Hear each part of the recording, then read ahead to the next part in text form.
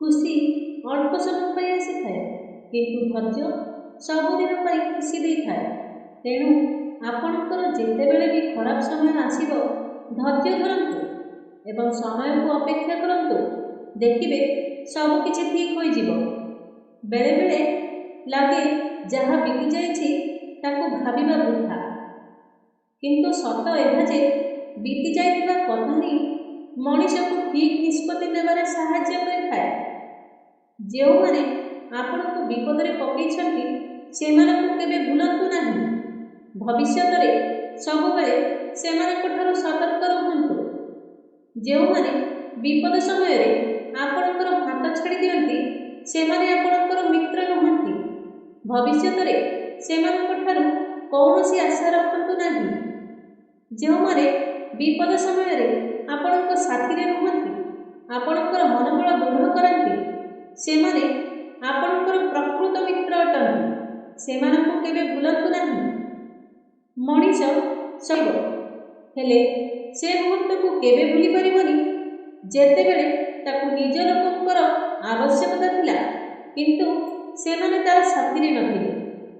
ଅଳ୍ପ ବୟସରୁ ମିଳିଥିବା ସୁଖ ମଣିଷକୁ କେବେ ବୁଦ୍ଧିମାନ ହେବାକୁ ଦେଇନଥାଏ, କିନ୍ତୁ ଅଳ୍ପ ବୟସରୁ ମିଳିଥିବା ଦୁଃଖ ମଣିଷକୁ ବୁଦ୍ଧିମାନ ଓ ସଂସ୍କାର ଶିକ୍ଷା ଦେଇଥାଏ। କାହାର ବିଶ୍ୱାସଘାତକତା ମନରେ ଏମିତି ଆଘାତ ଦିଏ ଯେ ପରବର୍ତ୍ତୀ ମୁହୂର୍ତ୍ତରେ ମୁଖାଧାରୀ ମଣିଷମାନଙ୍କୁ ଚିହ୍ନିବା ବହୁ ସହଜ ହୋଇଯାଏ। ଏ ଦୁନିଆରେ ଯଦି ଆମେ କାହାର ଖୁସିର କାରଣ ହୋଇପାରିବା, ତେବେ ଆମକୁ ତାହାର ଆଶୀର୍ବାଦ ପ୍ରାପ୍ତି ହେବ। ଆଉ ଯଦି ଆମେ କାହା ସହିତ ଛଳନା କରି ତାର ଖୁସି ଛଡ଼ାଇ ଆଣିବା, ତେବେ ଆମକୁ ତାହାର ଅଭିଶାପ ପ୍ରାପ୍ତି ହେବ। ଜୀବନରେ ସବୁବେଳେ ଏହି ଦୁଇଟି କଥା ମନେ ରଖିଥିବେ। ଆଶୀର୍ବାଦ ଦ୍ୱାରା ଆମର ମଙ୍ଗଳ ହୋଇଥାଏ, ଆଉ ଅଭିଶାପ ଦ୍ୱାରା ଆମର ସର୍ବନାଶ ହୋଇଥାଏ।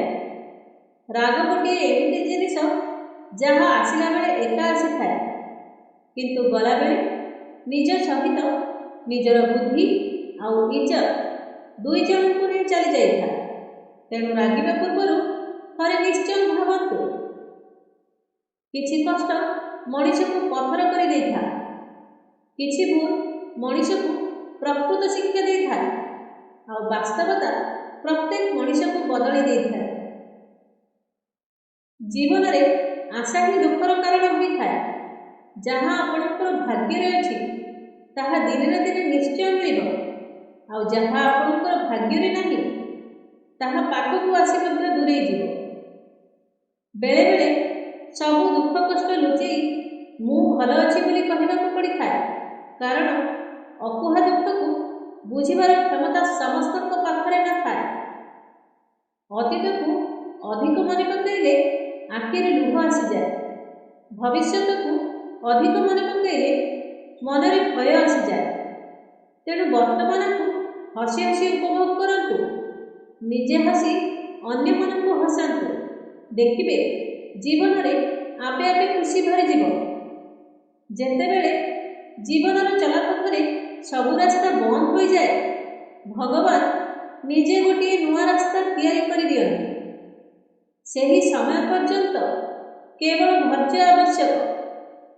ପ୍ରତ୍ୟେକ କଠିନ ପରୀକ୍ଷା ପଛରେ କିଛି ସଫଳତା ମଧ୍ୟ ମିଳିଥାଏ। ବର୍ତ୍ତମାନର ଅବସ୍ଥା ଶେଷ ଅବସ୍ଥା ନୁହେଁ। ଜୀବନରେ ବହୁତ ଭଲ ଦିନ ବାକି ଅଛି।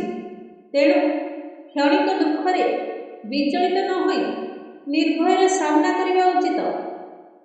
ମଣିଷ ନିଜ ଭୁଲ ସେତେବେଳେ ବୁଝିପାରେ ଯେତେବେଳେ ଗୋଟିଏ ଭୁଲ ଯୋଗୁଁ ସେ ଅନେକ କିଛି ହରାଇ ଦେଇଥାଏ। ମନକୁ ବହୁତ କଷ୍ଟ ହୁଏ ଯେତେବେଳେ ଅଚିହ୍ନା ମଣିଷଟିଏ ଆମକୁ ବୁଝିପାରୁଥିବା ବେଳେ ଚିହ୍ନା ମଣିଷଟିଏ ଦୂରେଇ ଯାଏ। କ୍ଷମାର ଯୋଗ୍ୟ ସେହିମାନେ ହୋଇଥାନ୍ତି ଯିଏ ଅଜାଣତରେ ଭୁଲ କରିଥାନ୍ତି। ଯିଏ ଜାଣିଶୁଣି ଚତୁରତାର ସହିତ ଭୁଲ କରିଥାନ୍ତି ସେ କେବେ କ୍ଷମାର ଯୋଗ୍ୟ ହୋଇନଥାନ୍ତି। ଶତ୍ରୁଠାରୁ ମିଳୁଥିବା ସହାନୁଭୂତି ଆଉ ଆପଣାର ଲୋକ ଦେଇଥିବା ଅନୁଭୂତି କେବେ ଭୁଲି ହୁଏନି। ବେଳେବେଳେ ମଣିଷ ଅନ୍ୟକୁ ସଜାଡ଼ିବାକୁ ଯାଇ ନିଜେ ଭାଙ୍ଗି ଯାଇଥାଏ, ଆଉ ଅନ୍ୟର ଭଲ ଚାହିଁ ନିଜେ ଭୁଲ ହୋଇଯାଏ। ମଣିଷ ସେତେବେଳେ ଏକା ରହିବା ଶିଖି ଯାଇଥାଏ ଯେତେବେଳେ ସେ ବୁଝି ଯାଇଥାଏ ଏ ଦୁନିଆରେ ସମସ୍ତେ ସ୍ୱାର୍ଥ ହାସଲ ପାଇଁ ବ୍ୟସ୍ତ। ଜୀବନରେ ଭଲ ସମୟ ପାଇବାକୁ ହେଲେ ଖରାପ ସମୟ ସହିତ ଲଢ଼େଇ କରିବାକୁ ପଡ଼ିଥାଏ। ଯଦି ଏହି ଭିଡ଼ିଓଟି ଆପଣମାନଙ୍କୁ ଭଲ ଲାଗିଥାଏ ଭିଡ଼ିଓକୁ ଲାଇକ୍ କରି ଚ୍ୟାନେଲକୁ ସବସ୍କ୍ରାଇବ୍ କରି ରଖନ୍ତୁ ଏବଂ ଏହିପରି ନୂଆ ନୂଆ ଭିଡ଼ିଓ ଦେଖିବା ପାଇଁ ଆମ ଚ୍ୟାନେଲ ସହିତ ଯୋଡ଼ି ହୋଇ ରୁହନ୍ତୁ। ପୁନର୍ବାର ଦେଖା ହେବ ଏକ ନୂତନ ଭିଡ଼ିଓ ମାଧ୍ୟମରେ। ସେ ପର୍ଯ୍ୟନ୍ତ ବିଦାୟ ଦିଅନ୍ତୁ। ଜୟ ଜଗନ୍ନାଥ। ଧନ୍ୟବାଦ।